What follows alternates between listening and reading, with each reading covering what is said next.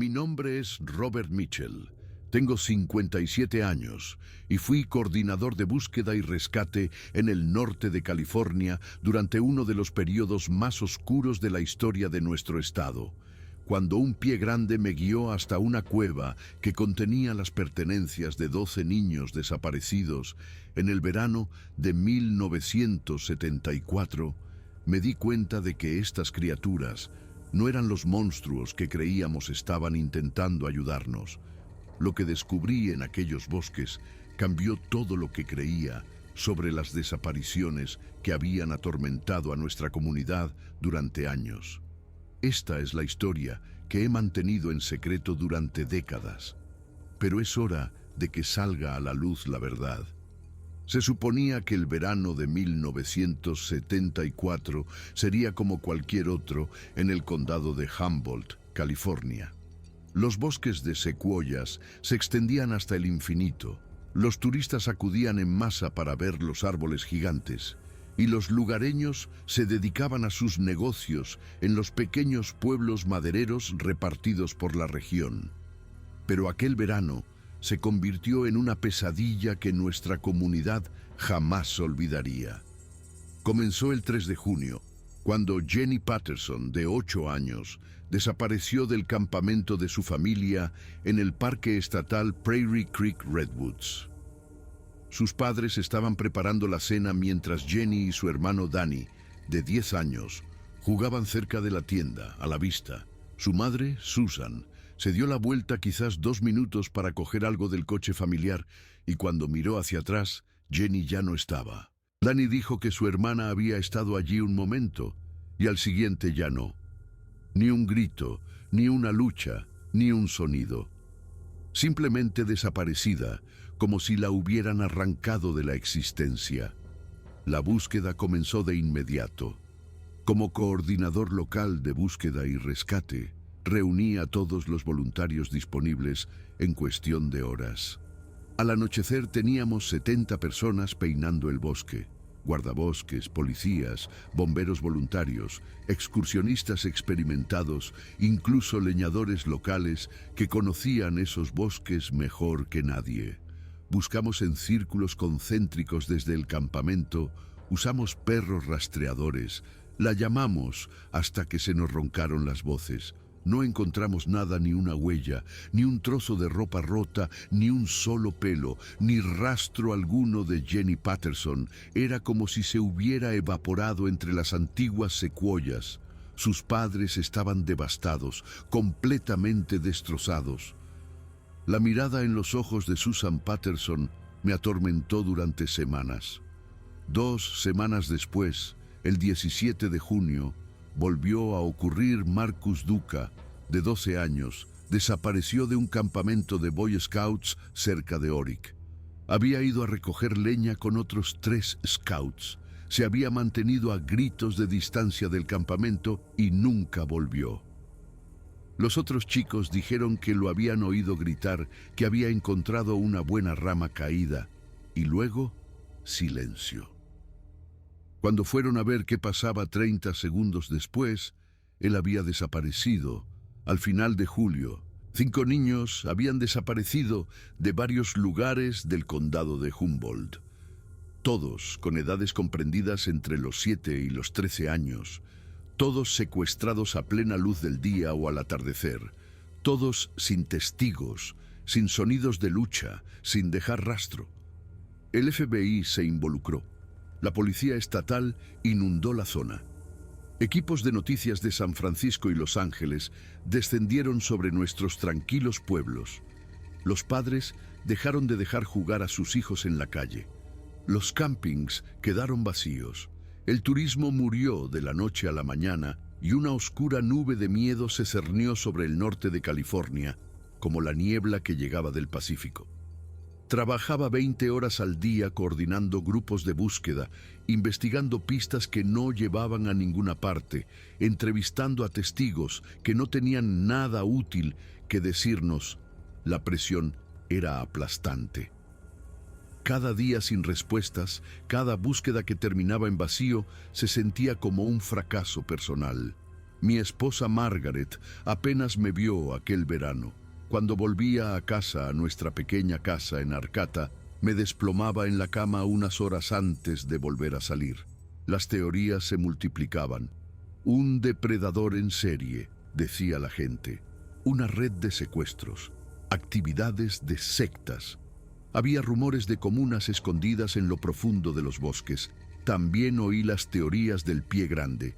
Claro, el norte de California era tierra de Sasquatch, y siempre había lugareños que culpaban de todas las extrañas ocurrencias a la criatura legendaria. Había trabajado en estos bosques durante 15 años, y nunca había visto nada que me convenciera de que el pie grande era real. Eso cambió el 12 de agosto de 1974. Acabábamos de recibir el informe de otro niño desaparecido. Emma Rodríguez, de 9 años, desapareció de un área de picnic familiar cerca del río Klamath. Era la 6ª desaparición en poco más de 2 meses, y la comunidad estaba llegando a un punto de quiebre. Civiles armados estaban organizando sus propias búsquedas. Se hablaba de justicia por mano propia. La situación se estaba saliendo de control. Estaba liderando un equipo de búsqueda en lo profundo del bosque al este de donde había desaparecido Emma. Conmigo iban 4 experimentados buscadores: Bill Kowalski, un leñador de unos 40 años; Sarah Chen, una guardabosques de unos 30 con habilidades excepcionales para el rastreo; Pete Morrison, un marín retirado de unos 50 años; y Linda Hayes, una maestra local de 20 y tantos años que conocía la zona por años de senderismo. Llevábamos horas buscando, moviéndonos en un patrón de cuadrícula a través de un denso bosque, llamando a Emma, buscando cualquier señal de ella. Sarah gritó, agachándose cerca de la base de una secuoya masiva. Tengo algo, huellas, pero son extrañas, demasiado grandes para un niño, pero el patrón de movimiento sugiere que alguien llevaba algo pesado. Las huellas eran de hecho inusuales, más anchas que las huellas humanas normales y más profundas en un lado, como si quien las hubiera hecho llevara peso de forma desigual. Conducían más adentro del bosque, lejos de cualquier sendero establecido. Seguimos con cuidado, dije, sacando mi radio. Bill lo transmitió a la base mientras empezábamos a seguir el rastro. Las huellas nos llevaron a través de una maleza cada vez más densa hacia una parte del bosque que claramente recibía poco tráfico humano. Caminamos unos 20 minutos, moviéndonos lenta y cuidadosamente, intentando mantener el silencio mientras seguíamos llamando a Emma periódicamente. Entonces Sarah se detuvo de golpe, levantando la mano para pedir silencio. Todos nos quedamos paralizados. Al principio no oí nada más que los sonidos habituales del bosque. Entonces lo oí, la voz de un niño, débil pero inconfundible, en algún lugar delante de nosotros. Emma, llamé. Emma Rodríguez, ¿me oyes? La voz volvió, más clara esta vez. Ayuda, que alguien me ayude. Nos movimos más rápido ahora, la cautela dando paso a la urgencia. Empujamos a través de helechos gruesos y arbustos de bayas. Irrumpimos en un pequeño claro, y lo que vimos nos hizo detenernos en seco. Emma Rodríguez estaba sentada contra el tronco de una secuoya caída, con la ropa sucia y rota, el rostro surcado por las lágrimas, pero estaba viva, consciente, bien. Pero eso no fue lo que nos hizo paralizarnos. Lo que nos hizo paralizarnos fue lo que estaba de pie entre nosotros y Emma. Medía fácilmente 8 pies de altura, cubierta de un pelaje de color marrón rojizo oscuro que parecía absorber la tenue luz del bosque, hombros masivos, brazos que le llegaban hasta las rodillas, un rostro que era a la vez humano y completamente ajeno, un pie grande real y vivo estaba allí. Y mientras mirábamos en absoluta conmoción, hizo algo que nunca esperé. Se hizo a un lado, apartándose deliberadamente, y gesticuló con una mano enorme hacia Emma, como presentándola ante nosotros. «No disparen», dije rápidamente, aunque ninguno de nosotros había empuñado las armas. Estábamos demasiado aturdidos para hacer nada. La criatura emitió un sonido grave y retumbante, no amenazante, casi gentil. Luego se dio la vuelta y se internó en el bosque, moviéndose con una gracia sorprendente para algo tan masivo. En cuestión de segundos, había desaparecido entre la densa maleza. Corrimos hacia Emma, comprobando si tenía heridas. Estaba deshidratada, arañada, aterrorizada, pero por lo demás ilesa. ¿Estás bien?, pregunté, envolviéndola en mi chaqueta. Asintió, con lágrimas corriendo por su rostro. El hombre grande y peludo, susurró, me mantuvo a salvo, me dio agua, me protegió de los malos.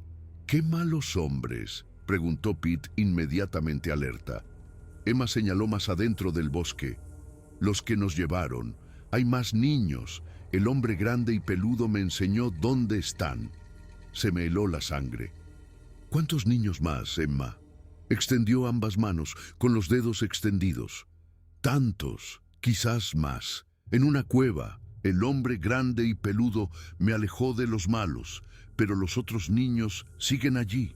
Radié inmediatamente para pedir refuerzos, dando nuestras coordenadas y solicitando la presencia del FBI. Luego miré a mi equipo. Necesitamos encontrar esa cueva. Emma, ¿puedes mostrárnoslo? Asintió todavía temblando. El hombre grande y peludo me llevó parte del camino. Puedo encontrarla de nuevo. Con Emma guiándonos, nos adentramos más en el bosque. El terreno se volvió más accidentado, la maleza más espesa. Trepamos por troncos caídos y nos abrimos paso entre densos helechos. Después de unos 40 minutos, Emma se detuvo y señaló un afloramiento rocoso apenas visible entre los árboles. Ahí es donde está la cueva. Nos acercamos con cautela. La entrada de la cueva estaba oculta tras una cortina de raíces colgantes y vegetación.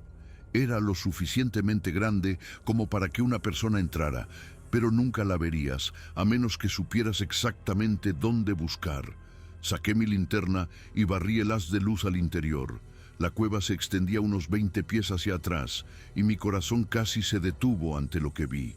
Mochilas, ropa, zapatos, pertenencias personales esparcidas por todo el espacio. Reconocí algunos objetos de los casos de niños desaparecidos.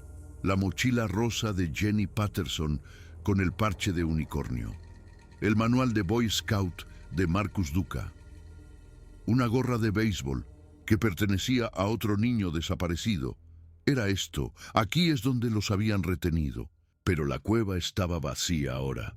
Niños. Los han movido, dijo Bill sombríamente. Y hace poco. Algunas de estas cosas todavía están secas. No han estado aquí mucho tiempo. Sarah estaba examinando el suelo cerca de la entrada de la cueva. Varios juegos de huellas de adultos, huellas de botas, con tacos pesados y rastros de vehículos que se dirigen hacia esa zona despejada. Señaló un sendero apenas visible que parecía haber sido utilizado por un ATV o un pequeño camión. Antes de que pudiéramos investigar más, oí de nuevo ese sonido retumbante. El pie grande emergió de los árboles a unos 30 metros de distancia. Esta vez no estaba solo. 2 criaturas más estaban con él. Una ligeramente más pequeña, otra aún más grande. No se acercaban a nosotros, solo observaban. Entonces el primero, el que había protegido a Emma, levantó el brazo y señaló al norte, más adentro del bosque.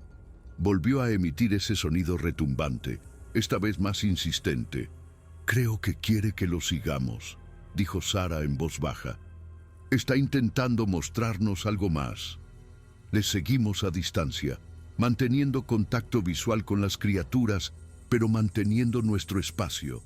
Se movieron por el bosque con propósito, guiándonos por una ruta que evitaba los senderos principales. Después de aproximadamente 1 hora de caminata, oímos voces de niños. El pie grande se detuvo y se agachó, gesticulando para que nos calláramos. Nos arrastramos hacia adelante hasta que pudimos ver a través de los árboles un pequeño valle. Allí, en un campamento improvisado, estaban los niños desaparecidos. Todos ellos, 12 niños de entre 7 y 13 años, sentados alrededor de un área cubierta que se había montado con lonas y equipo de camping, pero no estaban solos. 4 hombres con ropa oscura se movían por el campamento, claramente guardias. Estaban armados, llevaban rifles y tenían el porte profesional de militares o contratistas de seguridad. Radié inmediatamente al FBI y a la policía estatal, dando las coordenadas y describiendo la situación como un escenario de rescate de rehenes. Se nos ordenó mantener la vigilancia y esperar a los equipos tácticos. La espera fue agonizante. Cada minuto se sentía como una hora mientras observábamos a esos hombres armados patrullar alrededor de los niños asustados. Pero mientras observábamos, uno de los hombres agarró bruscamente a una niña del brazo, tirando de ella para que se levantara, y ella gritó de dolor. Su grito resonó entre los árboles y algo en mí se rompió. Estaba a punto de romper el protocolo e intervenir cuando el pie grande hizo su movimiento. El más grande se irguió a su máxima altura, fácilmente 9 pies de altura, y dejó escapar un rugido que resonó por el valle como un trueno. El sonido era tan potente que lo sentí en mi pecho. Los hombres se giraron, rifles en alto, mirando en shock a la criatura masiva. Entonces, los otros 2 pie grande emergieron de diferentes posiciones, creando un triángulo alrededor del campamento. Los niños los vieron y, en lugar de gritar de miedo, corrieron hacia las criaturas. Los pie grandes se posicionaron entre los niños y los hombres armados, creando una barrera viviente. Uno de los hombres disparó su rifle, pero el tiro se desvió, ya fuera por miedo o por un fallo intencionado, no pude decirlo. El pie grande más grande cargó con una velocidad aterradora, cubriendo la distancia en segundos, agarró el rifle del hombre y literalmente lo partió por la mitad como una ramita, y luego empujó al hombre hacia atrás. Cayó bruscamente y no se levantó. Los otros hombres soltaron sus armas y huyeron. Cuando llegamos al campamento con los equipos tácticos del FBI, llegando minutos después, la situación estaba asegurada. Los niños estaban a salvo, acurrucados pero ilesos. Los pie grande habían desaparecido de nuevo en el bosque tan silenciosamente como habían llegado. La investigación que siguió reveló algo que acaparó las noticias nacionales, aunque la verdad completa nunca salió a la luz. Los hombres formaban parte de una operación de tráfico que había estado atacando a niños en zonas remotas. Habían estado reteniendo a los niños, planeando trasladarlos fuera del estado. La operación era más grande de lo que nadie había imaginado, con conexiones a redes de crimen organizado. Pero los informes oficiales nunca mencionaron a los pie grande. Nunca mencionaron a las criaturas que en realidad habían salvado a esos niños, que los habían protegido y nos habían llevado hasta ellos. Los agentes del FBI que llegaron vieron la evidencia, vieron el testimonio de los niños, pero la decisión se tomó a un nivel superior de mantener esa parte clasificada. Me dijeron sin rodeos que cualquier mención del pie grande se consideraría una violación de la seguridad nacional y que sería procesado si hablaba de ello. Los niños fueron reunidos con sus familias. Los consejeros de trauma trabajaron con ellos durante meses. Algunos de los niños hablaban de los hombres grandes y peludos que los habían mantenido a salvo, pero los adultos lo desestimaron como confusión o imaginación. Solo aquellos de nosotros que estuvimos allí conocíamos la verdad. Durante años guardé silencio. Continué mi trabajo en búsqueda y rescate. Me jubilé finalmente y traté de llevar una vida normal, pero nunca olvidé lo que vi en aquellos bosques. Nunca olvidé cómo esas criaturas, a las que llamamos monstruos en nuestras historias de fogata, habían mostrado más humanidad que los propios humanos involucrados. 3 años después, regresé a esa cueva solo. Dejé una ofrenda, fruta y carne seca, el tipo de cosas que dejarías para un animal salvaje, pero ofrecidas con respeto, con gratitud. A la mañana siguiente, cuando volví, había desaparecido. En su lugar había una pequeña piedra tallada, lisa y deliberadamente moldeada. La guardo en mi escritorio hasta el día de hoy. Un recordatorio de que los verdaderos monstruos no son los que se esconden en el bosque. Son los que se parecen a nosotros. Comparto esta historia ahora porque soy lo suficientemente mayor como para que ya no me importen las consecuencias. Esos niños son adultos ahora, con sus propias familias.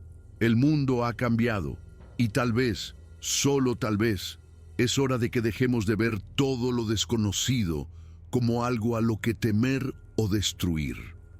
El pie grande, en esos bosques de secuoyas, salvó la vida de 12 niños en el verano de 1974. Mostraron compasión, inteligencia y coraje. Merecen ser recordados no como monstruos, sino como los guardianes que realmente son. Y en algún lugar de esas antiguas secuoyas, creo que todavía están allí, todavía observando, todavía protegiendo el bosque y a todos los que están en él.